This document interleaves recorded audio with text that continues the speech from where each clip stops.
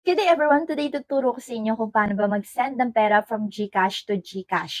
So it means na GCash din yung papasahan natin ng pera, okay? So first of all, kailangan natin mag-login and kailangan malakas ang ating internet connection para hindi tayo magka-problema. Dahil minsan pag mahina internet connection natin, hindi tayo makakapag-send. Anyway, dito sa loob ng GCash, makikita nyo tong home. And dito sa may home, itatap nyo lang yung send.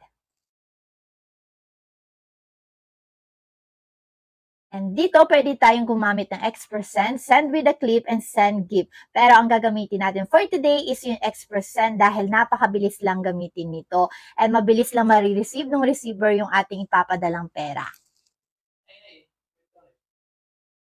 Alright, dito ilalagay lang natin or i-input lang natin yung mobile number ng receiver. Pero kung nakasave naman na yan sa phone book nyo, pwede nyo nang i-search yan. Dito ilalagay nyo lang din kung magkano ba yung amount na ipapadala nyo. And below the box, makikita nyo kung magkano rin ba yung available balance ng inyong GCash wallet. So, for example, magpapadala tayo ng 500 pesos.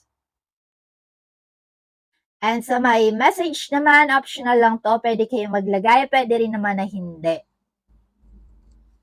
By the way, malalaman nyo din kung meron ba tong fee or wala. Sa pagkakaalam ko, free lang naman pag-send ng money from GCash to GCash. Sigurista rin naman pwede nyong i-protect ang pagpapadala nyo ng pera kung sakaling may scam kayo for only 30 pesos. Pero kung sigurado naman kayo na tama yung number na nailagay nyo, kahit hindi nyo na i-protect yung inyong ipapadalang pera dahil sayang din yung 30 pesos. Anyway, dito maglalagay ako ng pang-merienda. Then, tatap ko na yung next. And here, please, check nyo kung tama ba yung mobile number na papasahan nyo. And makikita naman dito yung 2 letters ng pangalan nung papasahan nyo, okay? And dito, bago nyo i-confirm, tandaan nyo na hindi nyo na marirefund yan kapag kinonfirm nyo yung box, okay? Pero yun nga, kung gusto nyo ng extra protection, sinabi ko na yun sa inyo kanina, 30 pesos yun. Check nyo lang kanina yung pinaka-box, okay? Anyway, dito, hindi ko in-enable yon. So, dito, tatap ko na yung send 500 pesos. And let's see kung mabilis nga lang ba mag-proceed to. Ayan, habang loading pa mga kaboboms, huwag niyong kalimutan mag-like and subscribe for good luck. Thank you! Oh my! So, dito mababasa nyo something went wrong. Tap lang natin yung okay and i-refresh natin.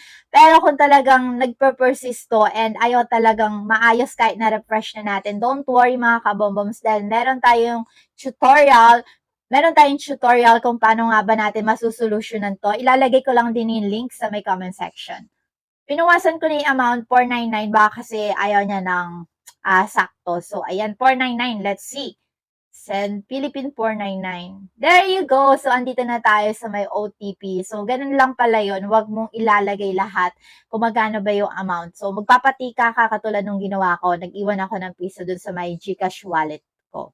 Okay, so once na ma-input na natin dito yung OTP na pinadala nila sa ating registered mobile number, pwede na natin i-tap yung submit. Na makikita natin, ito na nga yung receipt ng ating Express Send. And pwede natin tong i-download para meron tayong copy